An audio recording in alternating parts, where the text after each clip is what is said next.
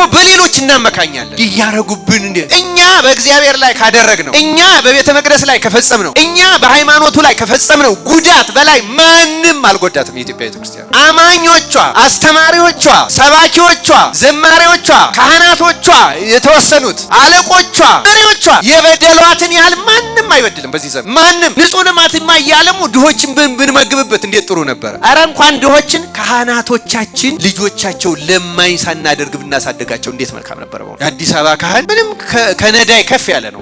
የታወቀ እንደውም በነፍስ ልጆቹ ድጎማ ነው የሚኖር። ኑሮውን እናውቀዋለና ልማት ጥሩ ነገር ነው፣ ግን ለልማት ብቻ ከሆነ ያጠፋል። የእግዚአብሔር ቃል ከቅድስና ጋር ካልሆነ፣ ከንጹህ አምልኮት ጋር ካልሆነ፣ ከእውነት ጋር ካልሆነ፣ ለሌብነት፣ ለዘረፋ ይሄ ያጠፋል፣ እያጠፋል። አምልኮታችን ረክሶ፣ መስዋዕታችን ረክሶ፣ ጸሎታችን ረክሶ አጎሳቁለ ነው ግንብ ብቻ አያስደስተው ልቀራ። ያንድ ካህን፣ ያንድ አለቃ፣ ያንድ አገልጋይ ዋና ኃላፊነት ነፍስ ማዳን ነው። ክርስቲያኑ አሁን የምናደላው ለወርቋ ነው። እውነት ለመናገር ለወርቋ፣ ለልማቷ፣ ለመስባዋ፣ ለአስራቷ፣ ለበኩራቷ፣ ለነፍስ ድነት፣ ለእውነተኛ አምልኮት ምንም ቦታ የለም። እውነት ነው ይሄ። ለዚያ ነው እየተቀጣን ያለነው፣ ለዚያ ነው እየተሳደርን ያለነው። ምክንያቱም እግዚአብሔር ተጸየፈን።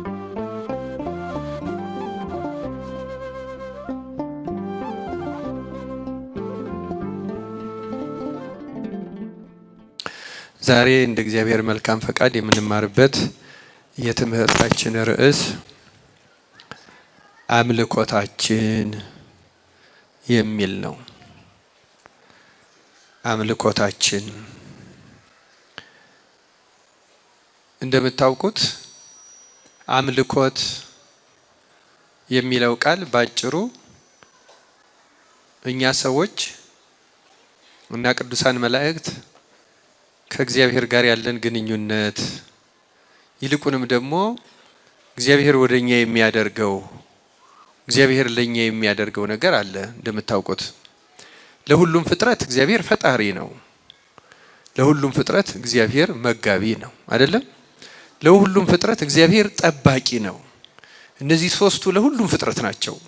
ለአማኙም ለማያምነውም፣ ለሰውም፣ ለእንስሳውም፣ ለአራዊቱም፣ ለአዝርዕቱም፣ ለመሬትም፣ ለተራራውም፣ ለራሱ ለነፋሱ፣ ለአየሩ ሁሉ ፍጥረት ሁሉ ከእግዚአብሔር የተፈጠረ ነው። ፍጥረት ሁሉ በእግዚአብሔር የፍጥረት ስርዓት የተፈጥሮ ሕግ ጸንቶ ይኖራል። ፍጥረት ሁሉ ከእግዚአብሔር ዘንድ መግቦት አለው። ፍጥረት ሁሉ ከእግዚአብሔር ጥበቃ ያገኛል። እግዚአብሔር የማይመግበው ፍጥረት የለም። መግቦትን እኛ አጥበበን እኛ ሰዎች ወይም የተወሰኑ እንስሳትን ስናያቸው በመብላትና በመጠጣት እኛ በምናውቀው መንገድ አሳንሰን ካልተመለከት ነው በቀር ሌላው ቀርቶ እጽዋቱ ተቆርጠው እንጨት ከሆኑ በኋላ ድንጋዮቹ ሌሎቹም ተጋግረው ተፈጭተው እንደዚህ ግንብ ከሆኑ በኋላ የእግዚአብሔር መግቦት አይለያቸው።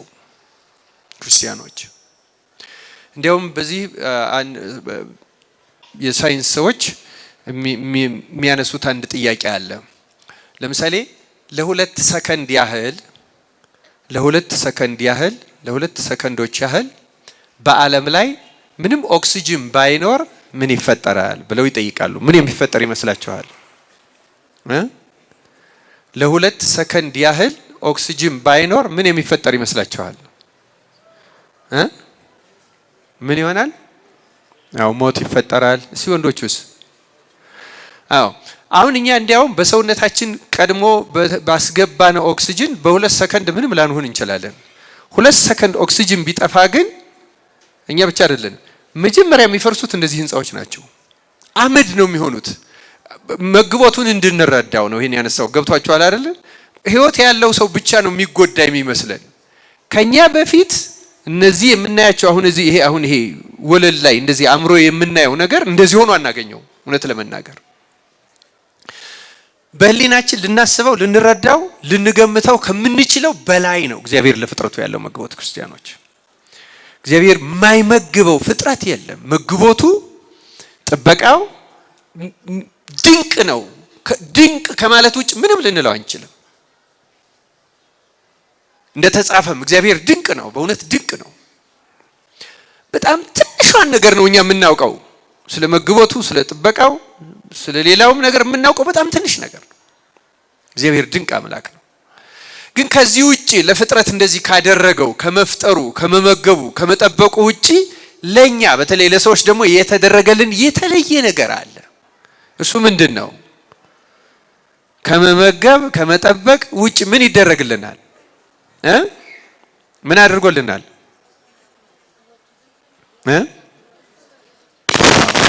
አዎ መልሰውታል እናቶቻችን፣ ህይወቱን ሰጥቶልናል። ባጭሩ ቤዛ ሆኖ አድኖናል። አይደለም እንዴ? ነው አይደለም? ቤዛችን ነው። ፈጣሪያችን ብቻ አይደለም፣ መጋቢያችን ብቻ አይደለም፣ ጠባቂያችን ብቻ አይደለም፣ ቤዛችን መድኃኒታችን አይደለም ምንለው። ስለዚህ ቤዛነትን ነገር ስለፈጸመልን ለዚህኛው በተለይ ደግሞ ይህን ስንጨምርበት ከኛ የሚቀርለት አጸፋ ሌላ ምንም ነገር አይደለም፣ አምልኮት ነው። እኛ ለእግዚአብሔር ምን እናደርጋለን? ፈጠረን፣ ይመግበናል፣ ይጠብቀናል። በተለየ መንገድ ደግሞ ቤዛ ሆኖ አድኖናል። ቤዛ ሆኖ ማዳን ብቻ አይደለም፣ ደግሞ ብዙ ቸርነት፣ ርህራሄ ለሌላው ከሚደረገው በላይ ለኛ ይደረጋል። እውነት ለመናገር ለዚህ ሁሉ የምንከፍለው ነገር አምልኮት ብቻ ነው። ስለዚህ ተመልከቱ፣ እግዚአብሔር ያደረገልን ነገር በአራት ብንጠቀልለውም በመፍጠር፣ በመመገብ፣ በመጠበቅ፣ በማዳን ወይም በቤዛነት ይህን በመሰለው ብንጠቀልለውም ከኛ ለሱ የምናቀርበው አንድ ነገር ብቻ ነው፣ እርሱም አምልኮት ነው። አሁን ተመልከቱ፣ አምልኮታችን ተበላሸ ማለት እኛ ወደ እግዚአብሔር የምናደርገው መንገድ ተቋረጠ ማለት ነው። ባጭሩ ተቋረጠ። አምልኮታችን ትክክል ካልሆነ ደግሞ በአምልኮታችን ምክንያት የምናገኘው ቤዛነት ቀረ ማለት ነው። ቤዛነት ቀረ፣ መዳን ቀረ ማለት ምን ማለት ነው? ልክ እንደ እጽዋቱ እንደ እንስሳቱ በመግቦትና በጥበቃ የምንኖር ግዕዛን ካላቸው ፍጥረታት ሆነን በፈቃዳችን ግዕዛን ከሌላቸው ውስጥ እንገባለን ማለት ነው። ስለዚህ እኛን ከሌሎቹ የሚለየን፣ ሌሎቹም ያመልኩታል፣ እውነት ለመናገር ያመሰግኑታል። እነሱ ከዚያም ተናውጸው አያውቁም፣ እኛ ግን እንነዋወጻለን። በሁለቱ መካከል ነን። በእውነቱ በጽድቁና በኃጢአቱ በበጎውና በክፉ በዚያ መካከል ነው ያለነው። ወይ ወደ ዲያብሎስ ልንሄድ እንችላለን፣ ወይ ወደ መላእክት ልንሄድ እንችላለን። እና አምልኮታችን በጣም መሰረታዊ ነገራችን፣ መሰረታዊ ጉዳያችን ነው። እግዚአብሔር አስቀድሞ ስለ አምልኮታችን ትእዛዝ ሲሰጥ እስራኤልን ከግብጽ ካወጣቸው የተጻፈ ሕግ መስጠት በተጀመረበት ጊዜ መጀመሪያ የሰጣቸው የአምልኮት ትእዛዝ ነው። እንዲህ ነው ያላቸው፣ ለእናንተ ለልጆቻችሁ ለዘላለም ሥርዓት አድርጋችሁ ይህን ነገር ጠብቁ፣ እንዲህም ይሆናል እግዚአብሔር እንደተናገረ ወደሚሰጣችሁ ሀገር በገባችሁ ጊዜ ይህን አምልኮ ጠብቁት አለ። ይህን ምን ጠብቁት? በቃ ማዳኑን ካገኙ የሚቀጥለው አምልኮቱን መጠበቅ ነው። እነሱ ከዚያ ከጊዜያዊ መከራ ነው የወጡት። ከፈርዖን ነው የተላቀቁት። ከግብጽ ነው የወጡት። ኤርትራ ባህረ ኤርትራ ነው የተሻገሩት። እኛ ከፈርዖን አይደለም የተላቀቅ ነው፣ ከዲያብሎስ ነው። ከግብጽ አይደለም የወጣ ነው፣ ከሲኦል ነው። ባህረ ኤርትራን አይደለም የተሻገር ነው፣ ባህረ ሲኦል ነው። አይደለም እንዴ? ከነአን ነው የገቡት። እኛስ የገባ ነው የት ነው? ወደ የት ነው ያስገባን? ዛሬ በገነት ከኔ ጋር ትሆናለህ። ወደ የት ነው የመለሰን? ወደ ገነት። ስለዚህ ተመልከቱ፣ ሰዎች ወደዛ ከሄዱ በኋላ የታዘዙት የመጀመሪያው ትእዛዝ አምልኮትን መጠበቅ ነው። መጻሕፍት በሙሉ የተጻፉት አምልኮትን ለመጠበቅ ነው። አትግደል የተባለው፣ አትስረቅ የተባለው፣ አታመንዝር የተባለው ይህን ሳያደርግ ነው እግዚአብሔርን በንጹህ ማምለክ የሚችለው። ትእዛዛትን ሁሉ የምንማራቸው ትምህርቶች፣ የምንፈጽማቸው ስርዓቶች በሙሉ ማዕከላቸው አምልኮት ነው። አምልኮት ከእግዚአብሔር ጋር መገናኘት ነው። ክርስቲያኖች ይህን አምልኮት ጠብቁ ነው ያለው። መቅደስ ስሩልኝ ያለው እንዲያመልኩት ነው። ታቦት የሰጣቸው እንዲያመልኩት ነው። ስርዓት የመስዋዕቱ ስርዓት፣ የመንጻቱ ስርዓት፣ ሌላውም ስርዓት የግዝረቱ፣ ሌላውም በሙሉ ያመጋገቡ፣ የመንጻቱ፣ የመቀደሱ በሙሉ ተቀድሰው ነው ማምለክ ያለብን። ምክንያቱም እግዚአብሔር ቅዱስ ስለሆነ እንደተጻፈው በኦሪት ዘሌዋውያንም በማቴዎስ ወንጌል ምዕራፍ 5 ላይ እንደተጻፈው እኔ ቅዱስ እንደሆንኩ እናንተ ምን ሁኑ? ተቀድሰን ነው ልናመልክ የምንችለው። እና ማዕከሉ የአማኞችና በአማኞችና በእግዚአብሔር መካከል ያለው ግንኙነት ማዕከሉ አምልኮት ነው። አምልኮት ነው።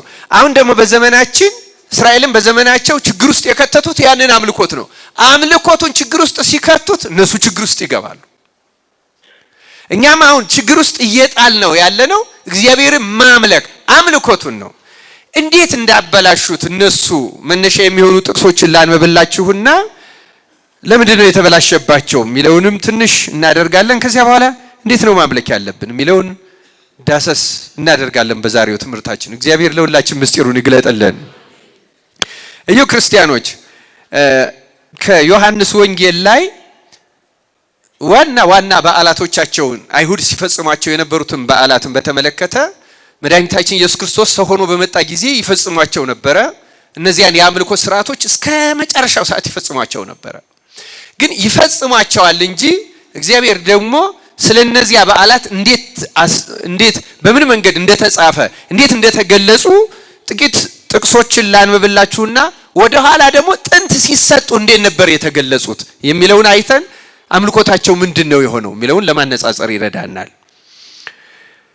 ዮሐንስ ወንጌል ምዕራፍ 2 ቁጥር 13 ላይ ስለ ፋሲካ በዓላቸው ጌታችን፣ በነገራችን ላይ ዮሐንስ ወንጌል የጌታችን በዘመነ ስጋዌው በሚያስተምርበት ጊዜ የነበሩትን የፋሲካ በዓሎች ሁሉንም የመዘገበ፣ ለምሳሌ ጌታችን 3 ዓመት ከ3 ወር ነው ያስተማረው ስንል 3ቱንም ዓመት ፋሲካዎች እዚህ ላይ ተመዝግበዋል። 3ቱም የፋሲካ ዓመቶች ማለት ነው። ስለዚህ 3 ዓመት እንዳስተማረ አንዱ ምስክር ይሄ ነው። የመጀመሪያው ፋሲካ በዓል ዮሐንስ ወንጌል ምዕራፍ 2 ቁጥር 13 ላይ ተመዝግቧል። ከቃና ዘገሊላው ሰርግ በኋላ ልክ አገልግሎቱን እንደጀመረ እንዲህ ይላል፣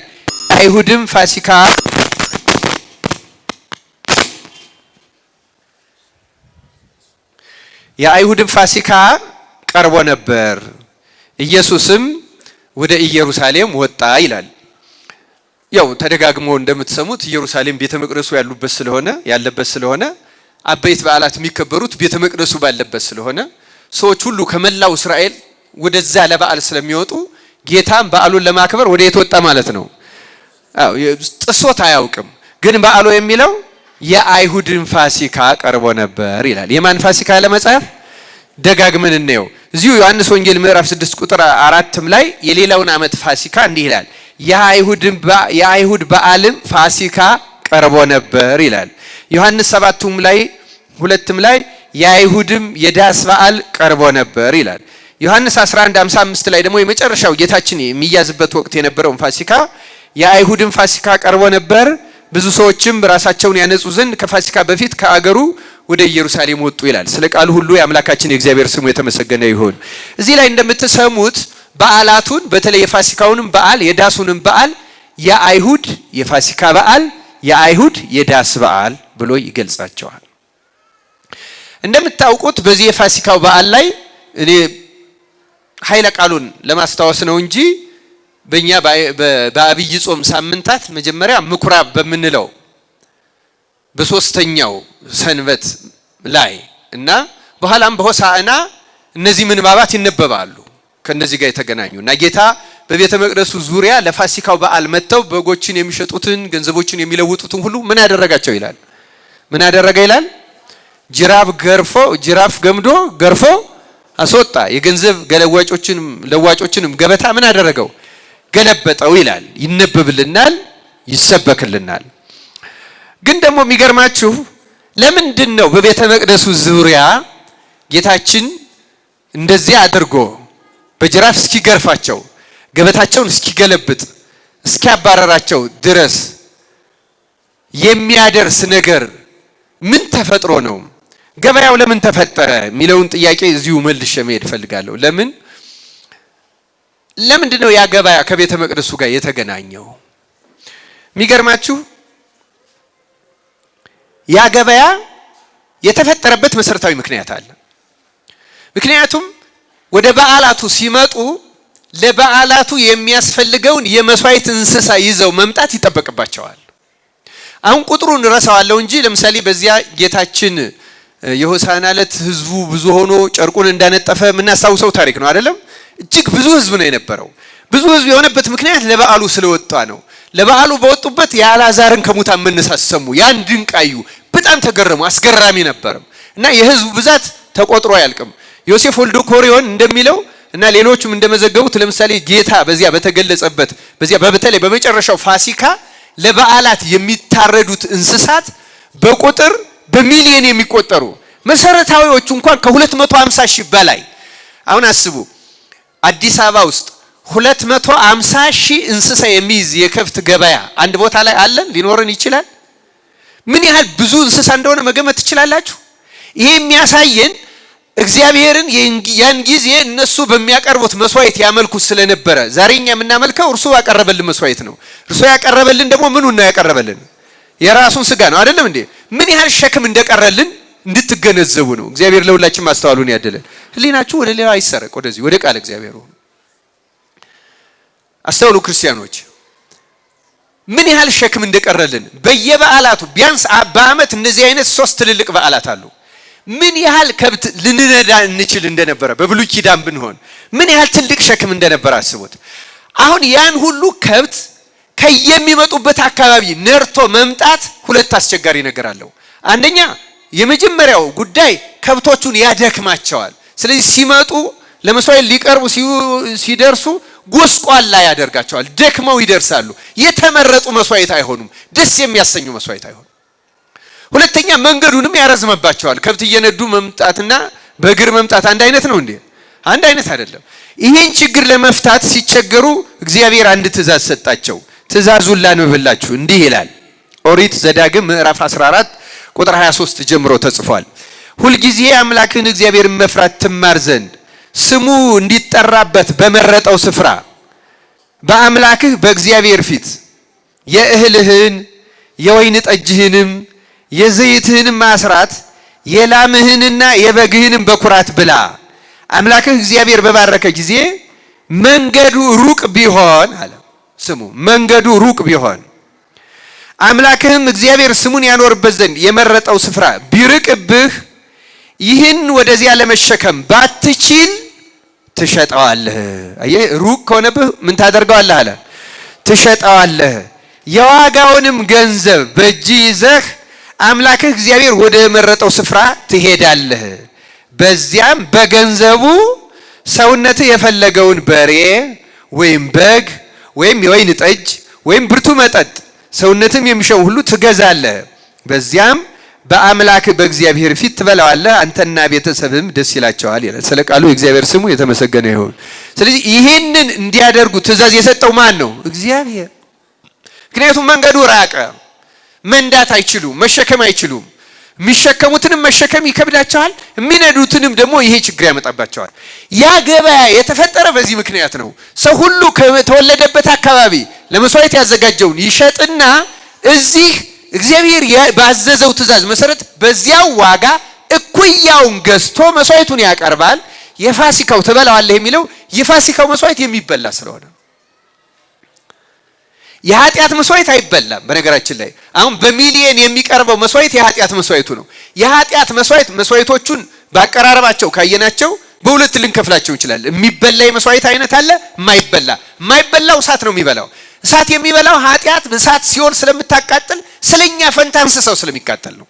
የሚበላው የመንጻት ይህን የመሰለው የፋሲካው ሞትን ያሳለፈው ደግሞ ይበላል። ለዚያ ነው ስጋውና ደሙን የምንበላው። ምክንያቱም ክርስቶስ ፋሲካችን ታርዷል አይደል የሚለው ቅዱስ ጳውሎስ።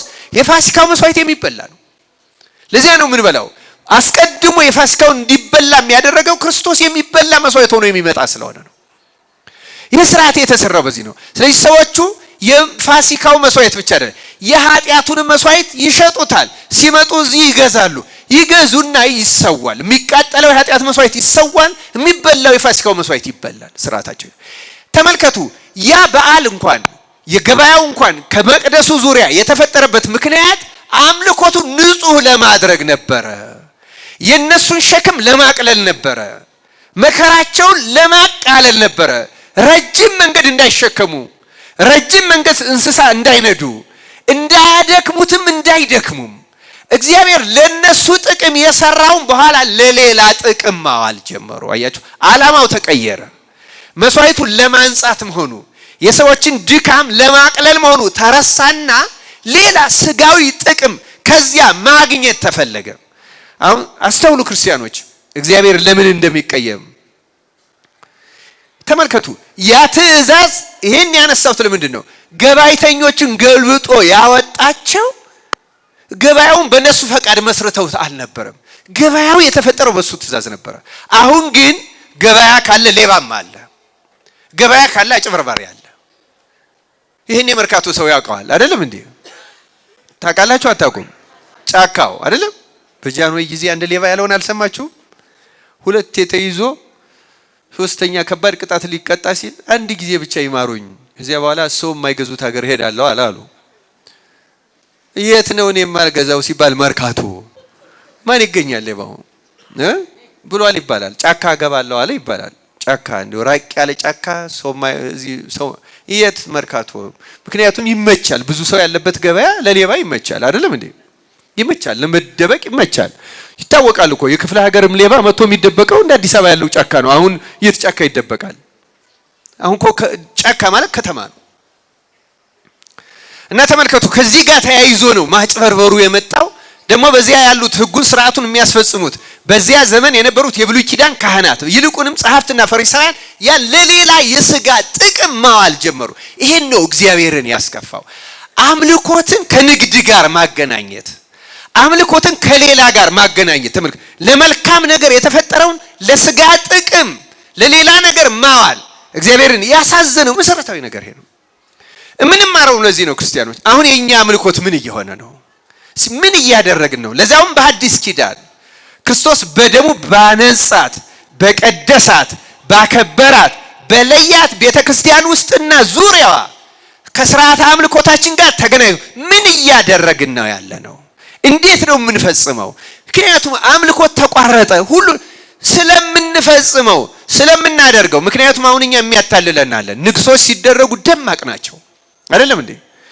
መድመቅ ብቻ አይደለም። አሁን ደግሞ ዲኮሩ መብራቱ ይንቆጠቆጣል። ልዩ ነው ድምቀቱ፣ ዝማሬው፣ ሆታ ልዩ ነው በእውነቱ። እና ያ በቃ እኛን ደስ ሲለን ደግሞ እግዚአብሔርን ሁሉ ደስ ያለን ይመስለናል። የኛ ስሜት ስለረካ እግዚአብሔርን አምልኮ በትክክል የፈጸምን ይመስለናል። ሌላው ይቅርና በሌሊቱ በማህሌቱ አሁን ጥሩ ነው። ብዙ ምዕመናን ወደ ማህሌት እየመጣችሁ እያደራችሁ ነው በእውነቱ እግዚአብሔር ይመስገን። በእውነቱ ግን ምን መጣው ግን እግዚአብሔር ለማምለክ ነው፣ እኛን ለማስደሰት ነው፣ ለመጨፈር ነው ምን መጣው። ምን እያደረግን ነው ግን? ምን እያደረግን ነው? እንዴት ነው እግዚአብሔርን እያመለክን ያለ ነው? እዩ ክርስቲያኖች በጣም አስተውለን ማየት አለብን። እና የአይሁድ ፋሲካ የሚለውን አንብቤላችኋለሁ። ተመልከቱ መጀመሪያ እንዴት ነው የተሰጠው? እስኪ በዓላቱ መጀመሪያ ሲሰጧቸው እንዲፈጽሟቸው፣ እንዲያመልኩባቸው፣ እንዲያከብሯቸው ሲሰጧቸው በመጽሐፍት ምን ተብሎ ነው የተጻፈ የሚለውን ደግሞ ጥቂት ነጥቦችን አንስቼ ላንብብላችሁ። እንዲህ ይላል ስለ ፋሲካው። ለምሳሌ አሁን ፋሲካውን ደጋግሞ ከላይ ያነበብነው የማን ፋሲካ ነው የተባለው? የማን ፋሲካ? ተመልከቱ ኦሪት ዘጸአት ምዕራፍ 12 ቁጥር 11 ላይ መጀመሪያ ከግብጽ ሲወጡ አይደል ፋሲካው የሚጀምረው? መጀመሪያ ሲጀምር ይላል ወገቦቻችሁን ታጥቃችሁ ጫማችሁን በእግራችሁ በትራችሁን በእጃችሁ አድርጋችሁ እንዲብሉት ፈጥናችሁም ትበሉታላችሁ፣ እርሱ የእግዚአብሔር ፋሲካ ነው ይላል። የማን ፋሲካ ነው? ይጨምራለሁ። ኦሪት ዘሌዋውያን ምዕራፍ 19 ቁጥር 3 ላይ ከናንተ ሰው ሁሉ እናትና አባቱን ይፍራ ይላል፣ ሰንበታቴንም ጠብቁ እኔ እግዚአብሔር አምላካችሁ ነኝ አለ። ምንን ጠብቁ አለ? ሰንበትን ጠብቁ ነው ያለው። ተናገሩ ምንድን ነው ያለው? ሰንበታቴን። ሰንበታቴን ማለት ምን ማለት ነው? ሰንበቶቹ የማን ናቸው ማለት ነው? የማን ናቸው ማለት ነው? የእግዚአብሔር። ኦሪት ዘሌዋውያን ምዕራፍ 23 ቁጥር 2 ላይ ደግሞ እንዲህ ይላል፣ ለእስራኤል ልጆች እንዲህ ብለህ ንገራቸው የተቀደሰ ጉባኤ ይሁንላችሁ የምታውጇቸው በዓላቶቼ። ምኖቼ? በዓላቶቼ። የእግዚአብሔር በዓላት እነዚህ ናቸው። 6 ቀን ስራ ይሰራል፣ በሰባተኛው ቀን ግን የእረፍት ሰንበት ነው፣ የተቀደሰ ጉባኤ ይሆንበታል። ምንም ስራ አትሰሩም፣ በምትኖሩበት ሁሉ ለእግዚአብሔር ሰንበት ነው። ለማን ሰንበት ነው? ለእግዚአብሔር ሰንበት ነው። እነዚህ የእግዚአብሔር በዓላት። የማን በዓላት? የእግዚአብሔር በዓላት በየዘመናቸው የምታወጇቸው የተቀደሰ ጉባኤ ናቸው። በመጀመሪያው ወር በ14ኛው ቀን ሲመሽ የእግዚአብሔር ፋሲካ ነው። የማን ፋሲካ ነው? በዚህም ወር በ15ኛው ቀን ለእግዚአብሔር የቂጣ በዓል ነው። የማን በዓል ነው? በጣም ይገርማል። ስለ ዕጣንም የተጻፈውን ደግሞ ላንብብላችሁ። እንዲህ ይላል ኦሪት ዘጸአት ምዕራፍ 30 ቁጥር 34 ጀምሮ እንዲህ ይላል። እግዚአብሔርም ሙሴን አለው ጣፋጭ ሽቱ ውሰድ፣ የሚንጠባጠብ ሙጫ፣ በዛጎል ውስጥ የሚገኝ ሽቱ የሚሸትም ሙጫ፣ ጥሩም ዕጣን ውሰድ፣ የሁሉም መጠን ትክክል ይሁን። በቀማሚ ብልሃት እንደተሰራ በጨው የተቀመመ ንጹሕና ቅዱስ ዕጣን አድርገው። ከእርሱም ጥቂት ተወቅጣለህ፣ ታልመውማለህ። ከዚያም ወስደህ አንተን በምገናኝበት በመገናኛው ድንኳን ውስጥ በምስክሩ ፊት ታኖረዋለህ። እርሱም የቅዱሳን ቅዱስ ይሁንላችሁ። ይህን ዕጣን ምን አለው? የቅዱሳን ከተቀደሱት ሁሉ የተቀደሰ። እንደርሱ የተሰራ ዕጣን ለእናንተ አታድርጉ። የተቀመመ ዕጣን ለቤት ውስጥ ማጨስ ክልክል ነው። የሚቀመመው ለእግዚአብሔር ነው። አቀማመሙ ተነግሯል። ከሶስት ወገን ነው የሚሰራ። ሶስቱም እኩል መጠናቸው ትክክል ይሁን፣ ፕሮፖርሽናቸው እኩል ይሁን። ከዚያ ነው የሚሰራው። በእናንተ ዘንድ ለእግዚአብሔር የተቀደሰ ይሁን። ሊያሸተውም እንደርሱ የሚያደርግ ሰው ከሕዝቡ ተለይቶ ይጥፋ ይላል። በቤቱ ይህንን የተቀመመ ዕጣን የሚያጨስ ሰው ከሕዝቡ ተለይቶ ይጥፋ ይላል እና ቅዱሱን ዕጣኑን እንዲህ ነው ያለው፣ በቃ የተቀደሰ። አሁን ተመልከቱ ክርስቲያኖች፣ መጀመሪያ በዓላቶቹ ሲሰጡ በዓላቶቼ ፋሲካ የእግዚአብሔር ፋሲካ፣ የቂጣው በዓል የእግዚአብሔር የቂጣ በዓል፣ ዕጣኑ የቅዱሳን ቅዱስ ነው የሚለው። ጌታ በመጣበት ዘመን ጊዜ ግን አንድም ጊዜ የእግዚአብሔር ፋሲካ አልተባለም። የማን ነው የተባለው? መልሱልኝ፣ የማን ተባለ? እዩ ተመልከቱ። የእግዚአብሔር የሆነውን ከእግዚአብሔር ከሰጠበት ሕግና ትእዛዝ አውጥተው ብዙ ዓመት ስለፈጸሙት የእግዚአብሔር መሆን አይችልም። በድምቀት ከሆነ ጌታ በመጣበት ጊዜ የነበረው በዓል በጣም ደማቅ ነው። ምክንያቱም በሚሊየን ሰዎች ይገኛሉ፣ በሚሊየን መስዋዕት ይሰዋል። እጅግ ደማቅ ከተማዋ ጥልቅልቅልቅልቅ የምትልበት በዓል ነበረ። እግዚአብሔር ግን ያን በዓል አልተቀበለውም። ይህ እሱ አይደለም፣ እርሱ እንደሚወደው አድርገው እያከበሩት አልነበረም። አምልኮቱን አልተቀበለውም። ክርስቲያኖች በጣም እንድታስተውሉ ፈልጋለሁ። አሁን እኛም እያደረግ ነው። በነገራችን ላይ የእግዚአብሔርን ፍላጎት እግዚአብሔርን ደስ የሚያሰኘውን አይደለም እየፈጸምን ያለ ነው። እየፈጸምን ያለ ነው የኛን ፍላጎት ነው። የኛን ስሜት ነው ማርካት የምንፈልገው። የኛን ኢጎ የኛን ብሶት ነው መወጣት የምንፈልገው። እንወዳደራለን። አንዳንዶቹ አሁን በማህበራዊ ሚዲያ የፕሮቴስታንት ኮንፈረንስ ልናይ እንችላለን፣ የሆነ ነገር ልናይ እንችላለን፣ የእስላሞቹ ስግደት ልናይ እንችላለን። መወዳደር እንፈልጋለን። እኛ ለመወዳደር ነው እንዴ በዓል የምናከብረው ነው ወይ? በዓል ምንድን ነው? በመሰረቱ አምልኮ ነው። ክርስቲያኖች የበላይነት ማሳያ አይደለም። የበላጭነት ስሜት መገለጫ አይደለም። የኛን ስሜት ማርኪያ አይደለም። የኛን የሆነ ነገራችን መወጫ አይደለም። ተመልከቱ፣ ከእግዚአብሔር ፍላጎት ስናወጣው የኛ ይሆናል። ለዚያ ነው ጌታ አንድም ጊዜ በሐዲስ ኪዳን ፋሲካ የእግዚአብሔር ፋሲካ አልተባለም። የተባለው የማን ፋሲካ ነው? የኛን በዓል የኢትዮጵያውያን ፋሲካ፣ የኢትዮጵያውያን ልደት፣ የኢትዮጵያውያን ንግስ ከመባል እግዚአብሔር ያድንልን። በእውነቱ እሱ አይደለም የሚያድንልን፣ እኛ ነን የምናድነው። እውነቱን ለመናገር በጣም መሰረታዊውን ነገር እኮ ነው የምናበላሸው። ታውቃላችሁ? መሰረታዊውን ነገር ከእግዚአብሔር ጋር የሚያገናኝን ነገር በዓላት የተለዩ ከሆኑ በተለየው ዕለት የተለየ የተቀደሰ በዓል መሆን ሲገባው የበዓል ዕለት የተለየ ርኩሰት እንኳን ባንፈጽምበት የቀረበ የግል ፍላጎታችን ይፈጸምበታል። በአሁኑ ጊዜ በኢትዮጵያ ምናልባትም በኤርትራን ጨምሮ እንዳለው የበዓላት የአምልኮ ብልሽት የትም ያለ አይመስለኝም። እውነት ለመናገር ከባድ ችግር ውስጥ ነው ያለ ነው። እያደግን የሚመስለው ሰው አለ፣ እየተሻሻለ እያማረ የሚመስለው ሰው አለ። የሚያምረው በመንፈስ ሲሆን ነው። ክርስቲያኖች የሚያምረው እግዚአብሔር እንዳዘዘው ሲሆን ነው። እኛ እንደምንፈልገው ሲሆን አይደለም። የሚያምረው በቀለሞቹ አይደለም። የሚያምረው በአበቦቹ አይደለም። የሚያምረው በጃንጥላው ብዛት አይደለም።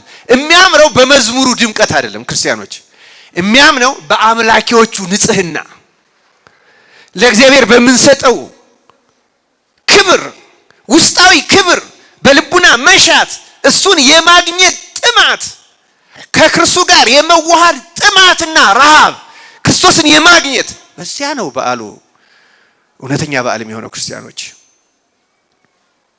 ብዙ ብልሽት ነው ያለ። ደግሞ ከገበያ ጋር ተገናኝቷል፣ ከገቢ ጋር ተገናኝቷል። ምንም ግልጽ ነው። አሁን ሰበካ ጉባኤ የሚያቅደው አድባራት የሚያቅዱት በዓላትን ለምንድን ነው የሚያቅዷቸው? አሁን ፈርታችሁ ነው እናንተ? ምንም ግልጽ እኮ ነው። አሁን ሰዎች የሚያስፈልገውን ገንዘብ መስጠት የለባቸውም እያልኩ መስጠት አለ፣ ግን ተምረውና አውቀው ነው መስጠት ያለባቸው። እናንተም በስሜትና በሆታ በድምቀት እንደዛ አይደለም መሆን ያለበት እኮ። አምልኮ አይደል እንዴ? ገንዘብ አንዱ እግዚአብሔርን የምናመልክበት ነው። በትክክል በገንዘባችን ለእግዚአብሔር ቤት የሚያስፈልገውን ማድረግ አለብን። ይህ የታወቀ ነገር ነው። ግን በእንዲህ መልክ ነው ወይ ምን ሄደው? ስንቱን ነው የምናበላሸው? ስንቱን ነው የምናጣምመው? ስንቱን ነው በእግዚአብሔር ስሙን የምናጠፋው? ለምን የኛ እናደርገዋለን? ፋሲካው የእግዚአብሔር መሆን ወጥቶ የአይሁድ እንደሆነው አሁንም የኛ የእግዚአብሔር የቤተ ክርስቲያን መሆን ቀርቶ የሆኑ አካላት ሆነዋል።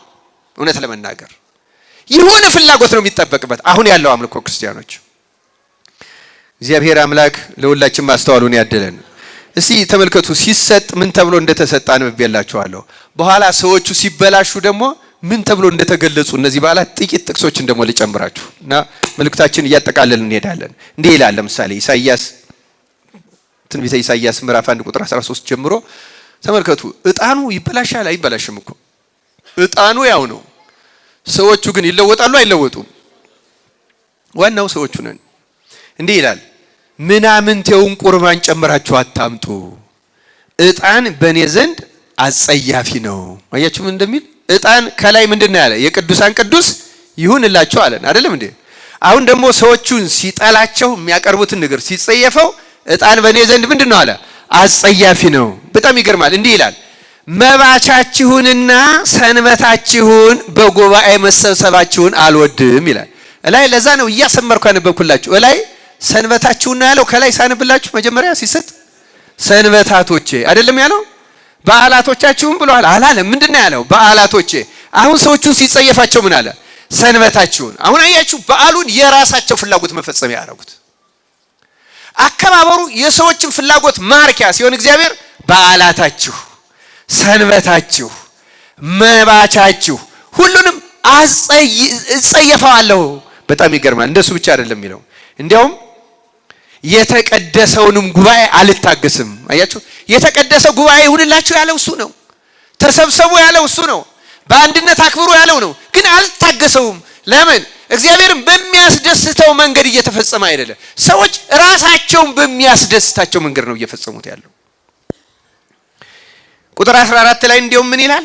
መባቻችሁንና በዓላቶቻችሁን ነፍሴ ጠልታለች፣ ሸክምም ሆነውብኛል፣ ልታገሳቸውም ደክም ያለው። አይገርማችሁ?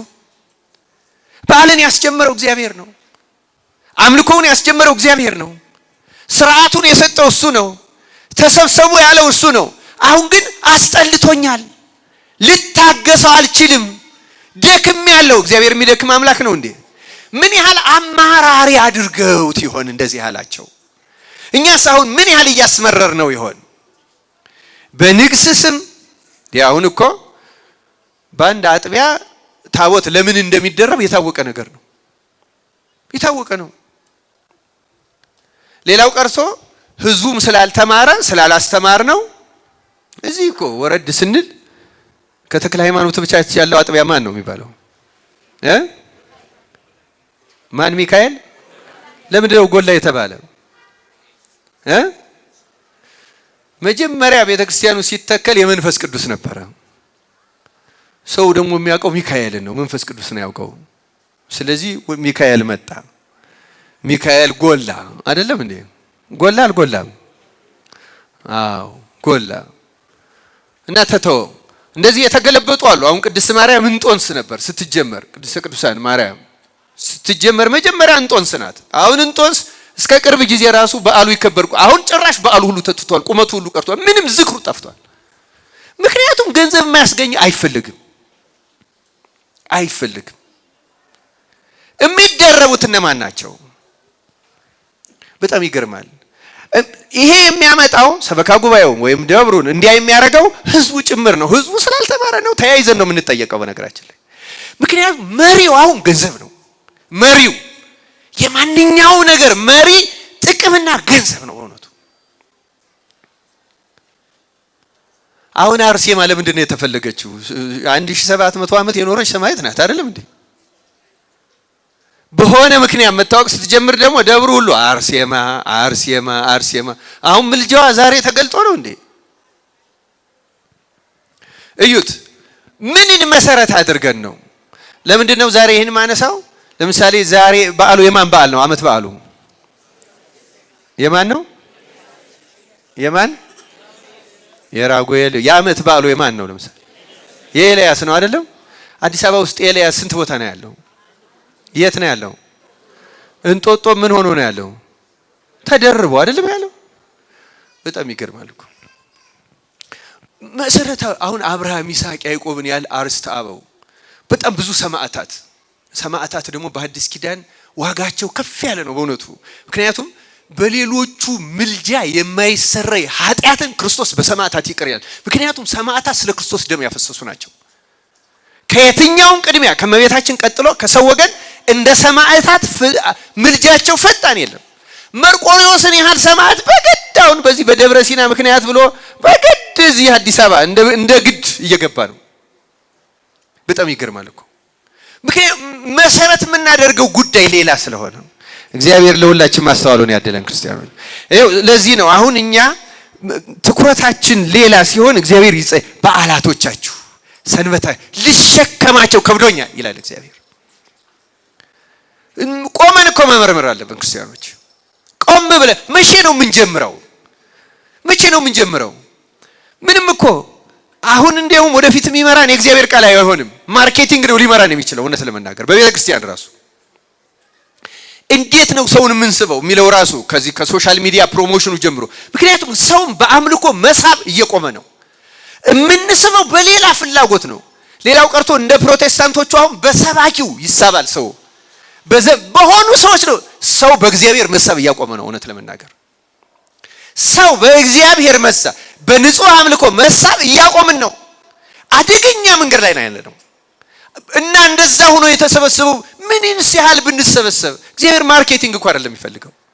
እግዚአብሔር የኛን ኢጎ ማስታገስ እኮ አይደለም የሚፈልገው። እግዚአብሔር የሚፈልገው እኮ ንጹህ አምልኮ ነው። ሳናውቀው ወደ ገደል እየገባ ነው።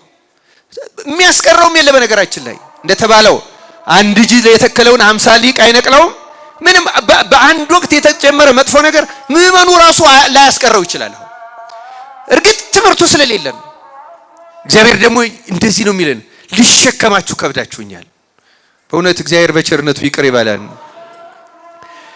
ትንቢተ ሆሴዕ ምዕራፍ 9 ላይ ቁጥር 1 እስከ 5 እንዲህ የሚል ቃል አለ። ደግሞ እስራኤል ሆይ ከአምላክህ ተለይተህ አመንዝረሃልና እንደ አሕዛብ ደስ አይበልህ፣ ሐሴትንም አታድርግ። በእህሉ አውድማ ሁሉ ላይ የግልሙትና ዋጋ ወድሃል። አውድማውና መጥመቂያው አይመግባቸውም፣ ጉሽ ጠጅም ይጎልባታል። በእግዚአብሔር ምድር ላይ አይቀመጡም። ኤፍሬምም ወደ ግብጽ ይመለሳል፣ በአሦርም ርኩስን ነገር ይበላሉ። ለእግዚአብሔርም የወይን ጠጅ ቁርባን አያፈሱም፣ መስዋዕታቸውም ደስ አያሰኘውም ይልና አድምጡ። አሁን የሐዘንም እንጀራ ይሆንላቸዋል፣ የሚበላውም ሁሉ ይረክሳል። እንጀራውም ለሰውነታቸው ይሆናል እንጂ ወደ እግዚአብሔር ቤት አይገባም። በዓመት በዓል ቀንና በእግዚአብሔር በዓል ቀን ምን ታደርጋላችሁ ብሎ ይጠይቀናል። ስለ ቃሉ የእግዚአብሔር ስሙ የተመሰገነ ይሁን። አንዳንድ ሐሳብ ላብራራላችሁ። አሁን ይሄ መስዋዕቱን ይሰዋሉ፣ ይሄል ቂጣው ቁርባን ያቀርባሉ፣ ይበላል። ግን ምን ይሆናል? አያነጻችሁም ነው የሚለው። አያነጻችሁም ማለት ቤታችሁ እንደምትበሉት ተራ ምግብ ይሆናል እንጂ መስዋዕት የሚፈጽመውን ግብር አያስገኝላችሁም። ምክንያቱም የእግዚአብሔርን ሕግና ትእዛዝ ወይም ፈቃድ ጠብቃችሁ ስለማትፈጽሙት የሐዘን እንጀራ ይሆንባችኋል። መብሉ ለሰውነታችሁ እንደ ስጋዊ መብል ይሆናል እንጂ ነፍስን የሚያነጻ ከእግዚአብሔር የሚያስታርቅ የአምልኮ መስዋዕት ሆኖ አይጠቅማችሁም። ለአንዳንዶቻችን ስጋው ደግሞ እንደዚያ ነው የሚሆነው። ተዘጋጅተን ካልተቀበልነው አያነጻንም። የስጋ መብል ብቻ ሆኖ ይቀራል። በትርጓሜያችን እንደሚገለጸው ምዕመናን ሳይበቁ ካህኑ ከበቃ የምዕመኑን ለካህኑ፣ ካህኑ ሳይበቃ ምዕመናን ከበቁ የካህኑን ለምዕመኑ፣ ሁለቱም ካልበቁ በበረሃ ላለ ባህታዊ መልአክ ይሰጣል በጉጠት አውጥቶ ይላል። ጉጠት የተባለው ስልጣኑን ነው እንጂ ከሰውነታችን የገባው ወስቶ የሚወጣ ሆኖ አይደለም። በዚህ የሚገኘው ጸጋና ክብር ለነዚያ ለንጹሃኑ ይሰጣል እንጂ ለናንተ ለማንጻት አይሆንላችሁም። እንደ ስጋዊ መብል ሆኖ ይቀራል ማለት ነው። እንደዚህ ከመሆነ እግዚአብሔር ይጠብቃል። ክርስቲያኖች መመርመር አለብን። አምልኮታችንን መፈተሽ አለብን። ቅዱሳት መጻሕፍትን መስማት አለብን። መመሪያችን እንደዚያ መሆን አለበት። እንደምታውቁት እንኳን ሌላው ረቂቁ ጾማችን ምናምናችን ሁሉ እግዚአብሔር አይቀበለውም በሕጉ በስርዓቱ ካልሆነ። ይችን ጥቅስ አንብቤ ለምንድን ነው ፈሪሳውያን እንደዛ የተባሉት የሚሉትን ነገሮች እንትን እላለሁ። ትንቢተ ኢሳይያስ ምዕራፍ 58 ላይ እንደምታውቁት ስለምን ጾምን አንተም አልተመለከትህንም፣ ሰውነታችን ስለምን አዋረድን አንተም አላወክም ይላሉ። እነሆ በጾማችሁ ቀን ፈቃዳችሁን ታደርጋላችሁ፣ ሰራተኞቻችሁንም ሁሉ ታስጨንቃላችሁ። እነሆ ለጥልና ለክርክር ትጾማላችሁ፣ በግፍ ጡጫም ትማታላችሁ። ድምጻችሁንም ወደ ላይ ታሰሙ ዘንድ ዛሬ እንደምትጾሙት አትጾሙም። እኔ የመረጡት ጾም ይህ ነውን? ሰውስ ነፍሱን የሚያዋርደው እንደዚህ ባለ ቀን ነውን? በውኑ ራሱን እንደ እንግጫ ዝቅ ያደርግ ዘንድ ማቅንና አመድንም በበታችሁ ያነጥፍ ዘንድ ነውን? በውኑ ይህን ጾም በእግዚአብሔር ዘንድ የተወደደ ቀን ትለዋለህን? እኔስ የመረጡት ጾም ይህ አይደለምን? ይልና የበደልን እስራት ትፈቱ ዘንድ የቀንበርንስ ጠፍር ትለቁ ዘንድ የተገፉትንስ አርነት ትሰዱ ዘንድ ቀንበሩንስ ሁሉ ትሰብሩ ዘንድ አይደለምን? እንጀራን ለተራበ ትቆርስ ዘንድ ስደተኞቹን ድሆች ወደ ቤት ታገባ ዘንድ የተራቆተውንስ ብታይ ታለብሰው ዘንድ ከስጋ ዘመድህ እንዳትሸሸግ አይደለምን? ይላል። ስለ ቃሉ የእግዚአብሔር ስሙ የተመሰገነ ይሁን። ሁለት ሐሳቦችን ብቻ ላስታውሳችሁ ከንባቡ ላይ። አንደኛ ጾማችሁ ማዕመድ መልበስ ማቅ መነፍሰስ እንደ ግጫ ዝቅ ማድረግ ስለሆነ አልቀበላችሁም ነው። አንዳንድ ጊዜ ሰዎች ሱባኤ እንገባለን፣ ወደ ገዳማትም እንሄዳለን፣ ምግባችንን እንቀንሳለን፣ ተራ ልብስን እንዋረዳለን። ያን እንኳን ብታደርጉ አልቀበላችሁም ማለት እግዚአብሔር። አያችሁ ለምን? ያ እግዚአብሔር የሚያስደስተው ያ ብቻ አይደለም። ውስጣችን አምራ ምን ጾምበትን ዓላማ አውቀን ፍቅርን ገንዘብ ምክንያቱም ጾም ዓላማው ነፍስን ለማንጻት ነው። ነፍስ ስትነጻ ሰው ሁሉ ትወዳለች፣ ርህራሄ ታደርጋለች፣ ከስጋ ዘመድ አንሸሸግም። ይህን የመሰለ እናደርጋለን። እኛ ለሰው ርህራሄ ሳናደርግ ስለሰራ ነው በደል ሄደን በቀን አንድ ጊዜ እፍኝ የማትበላ ጥሬ እየበላን ፍልሰታን ሱባኤ ስለያዝን ብቻ አንጸድቅም። ክርስቲያኖች ወቁት። ደብረ ሊባኖስ ብንሄድ፣ ግሸን ብንወጣ፣ አክሱም ብንሻገር፣ ዝቋላ ብንወጣ፣ ምድረ ከብድ ብንሄድ፣ ወይም ጻድቃኔ ብንሄድ፣ ወይም እንጦጦ ኪዳነ ምሕረት ብንከትም ምን ብናደርግ የሚጠቅመን እግዚአብሔርን ደስ የሚያሰኝ ነገር እያደረግን ካደረግነው ቤታችንም ሆነን ያን በረከት እናገኘዋለን። እዚያ ብንሄድ ደግሞ የበለጠ በረከት እናገኛለን። እነዚያ የተለዩ ቦታዎች ናቸው፣ ግን ቦታዎቹ ብቻቸው ዋጋ ግን አያሰጡንም። እኛ የሚገባው ሰው ካልሆን ቦታው ብቻውን ቦታው ከኢየሩሳሌም የሚበልጥ ቦታ ነበር እንዴ? ክርስቲያኖች ነበር እንዴ ከኢየሩሳሌም የሚበልጥ? ለምንድን ነው ብዙ ጊዜ የፈረሰው? ለምንድን ነው ክርስቲያኖች የተሳደዱት? ቦታው የኛ ቦታዎች ከማን ይበልጣሉ? ከዮሐንስ አፈወርቅ መንበር ይበልጣሉ? ከነ ቅዱስ ኤፍሬም ቦታዎች ይበልጣሉ? ከየትኛው ይበልጣሉ? ቦታውማ ያው መሬት እኮ ነው። የቀደሰው እኮ እግዚአብሔር ነው። የቀደሰውን እግዚአብሔርን ስንረሳው ቅድስና ያቋማል። ክርስቲያኖች ዋናው ጉዳይ እኛ ለእግዚአብሔር ሕግ ያለን መታዘዝ፣ የኛን ነፍስና ሕሊና ማንጻት፣ እውነተኛ አምልኮ ለማድረግ መታተር። ታይታው ይስሙላው መሽቆጥቆጡ ምን ወጋለው? እሱ አሁን በድፍረት ነው የምናገረው። አሁን ሰበካ ጉባኤያት ምናምኖች ሁሉ ይጨነቃሉ። አሁን መጎናጸፊያው፣ ቀጸላው፣ ልብሰ ተክኖ፣ ካባ ላንቃው፣ ጸናጽሉ፣ መቋሚያው በሚሊዮን ነው የምንገዛው።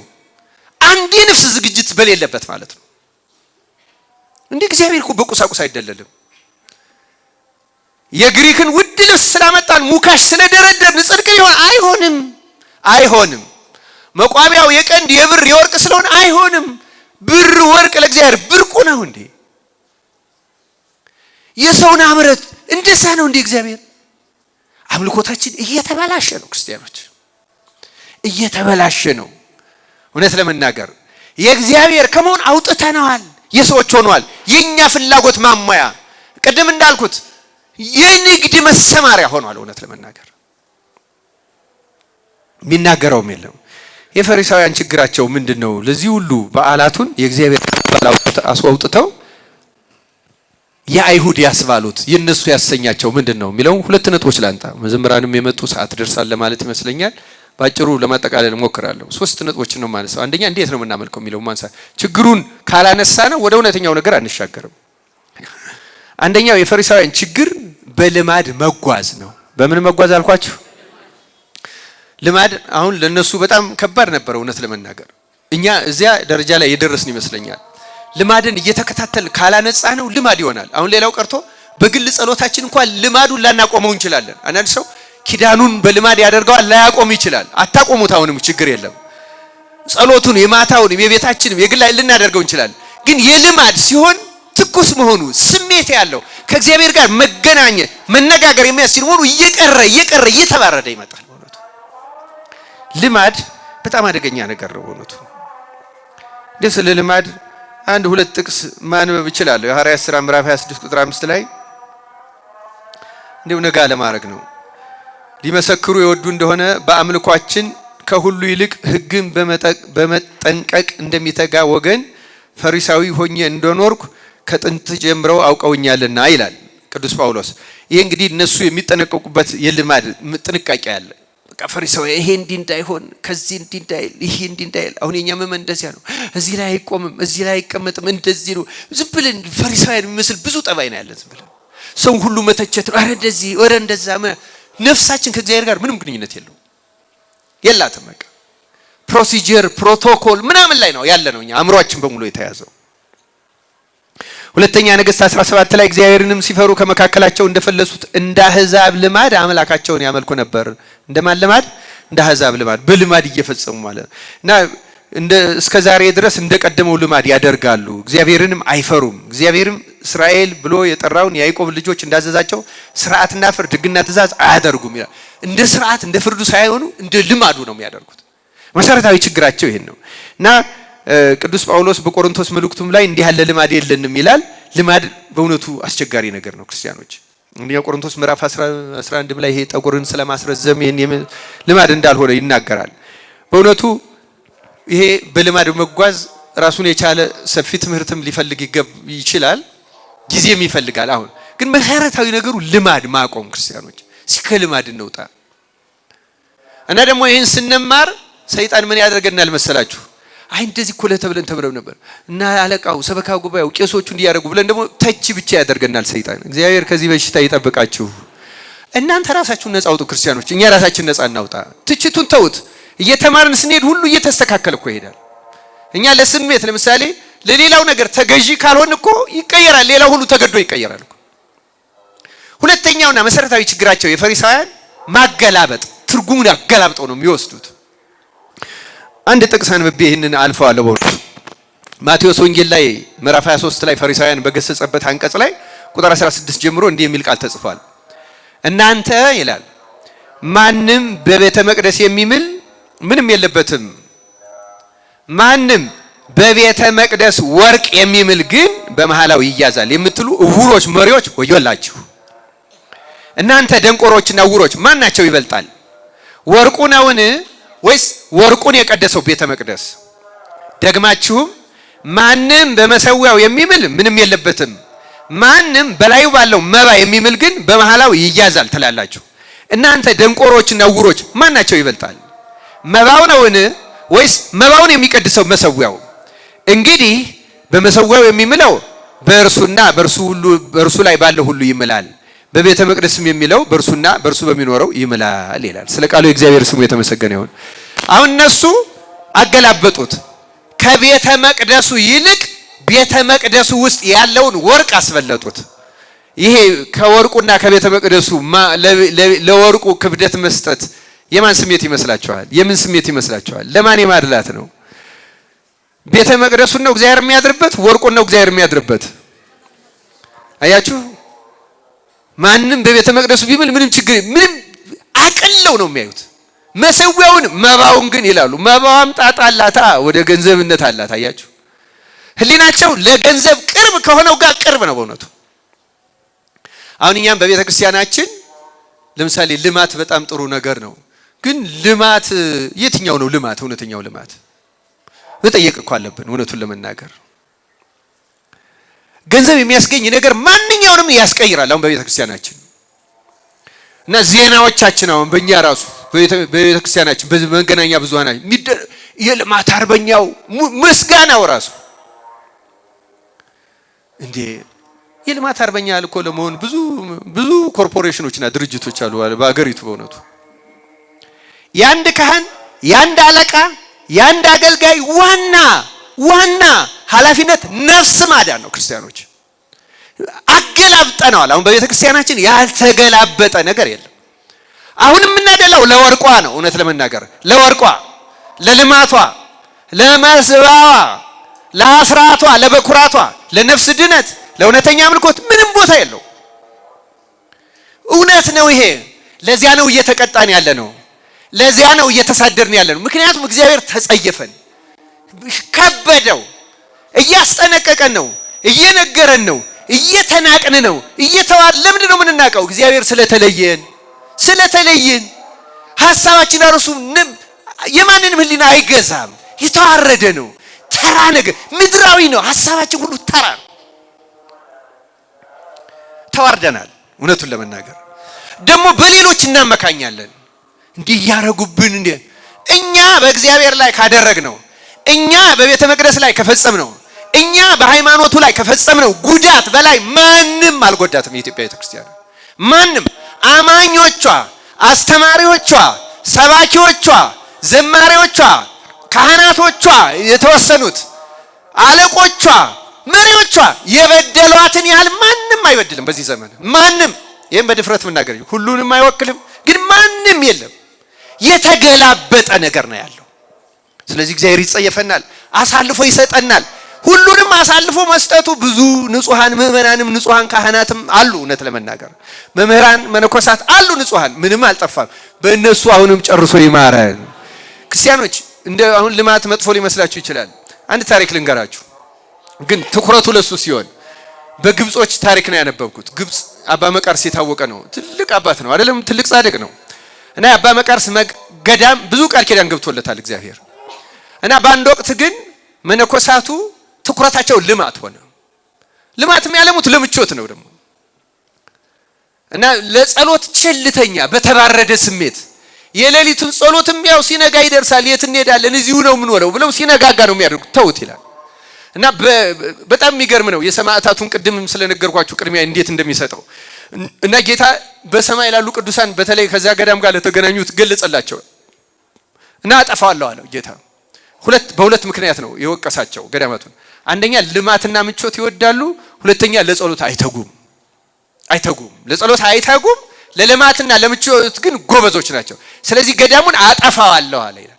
እና የገዳሙ መስራች ያ ቅዱስ አባ መቃርስ መጥቶ ጌታ ለመነው ወድቆ፣ ጌታ ሆይ ቃል ኪዳን ገብተህልኝ ሞለው፣ ለምንድን ነው ገዳሙን የምታጠፋው?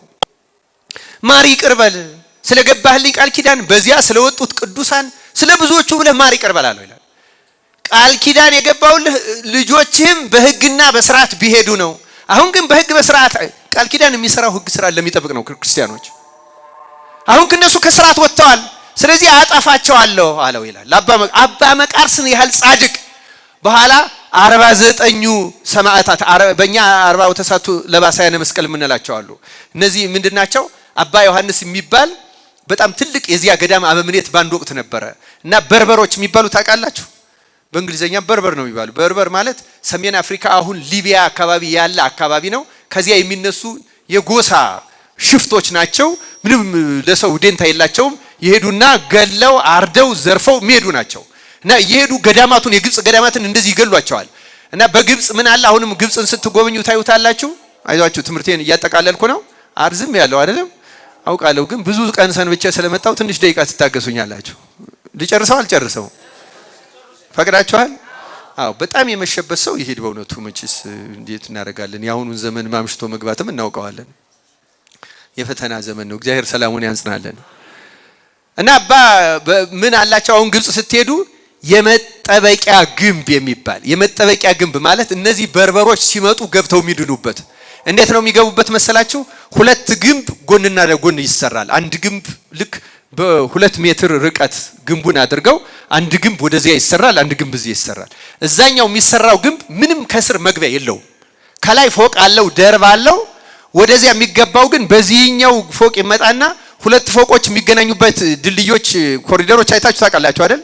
እንደዛ ከዚህ ወደዚያ በእንጨት ሆኖ መሃሉ ላይ መታጠፍ ያለው በገመድ ይዘረጉትና ከተሻገሩ በኋላ በገመድ ሲጎትቱት ታጥፎ ይሄ ክፍት ይሆናል።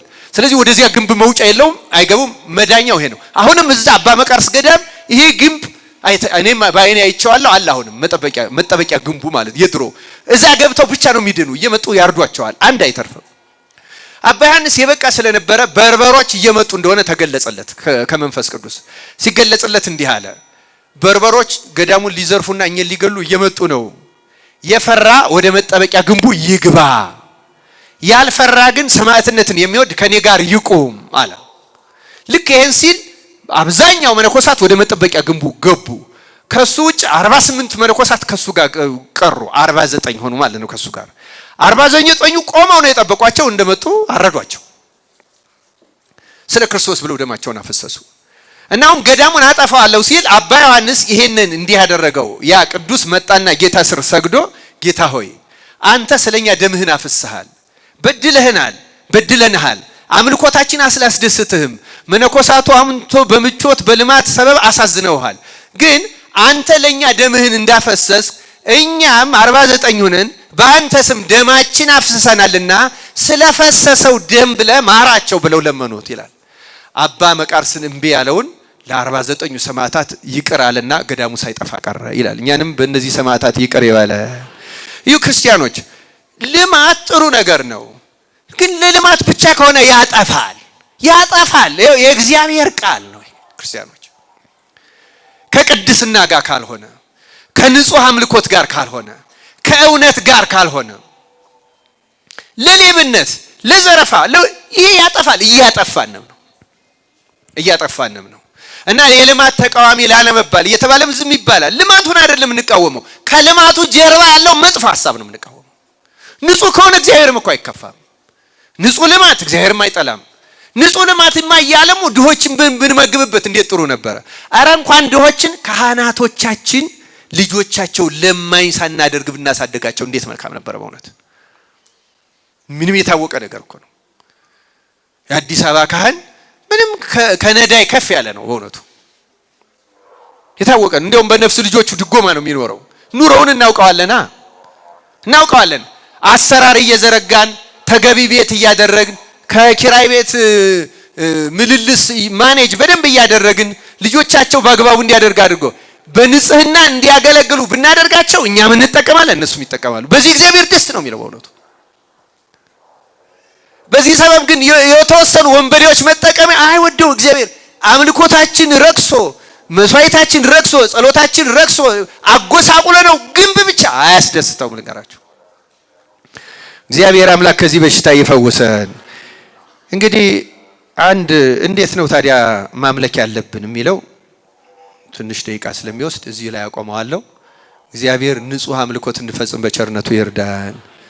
በዓላችንን እግዚአብሔር ፋሲካውን የእግዚአብሔር የተባለውን የአይሁድ እንዳለው በዓላቶቼ ያላቸውን በዓላቶቻችሁ፣ ሰንበቶቼ ያላቸውን ሰንበቶቻችሁ እንዳለው ንግሳችሁ፣ በዓላችሁ፣ ጉባኤያችሁ እያለ እንዳይጸየፈን መስተካከል አለብን። ተስተካክለን የሚገባውን ነገር አድርገን ከእግዚአብሔር ጋር ለመታረቂያ ያብቃን። ይቆየን። ስብሐት ለእግዚአብሔር።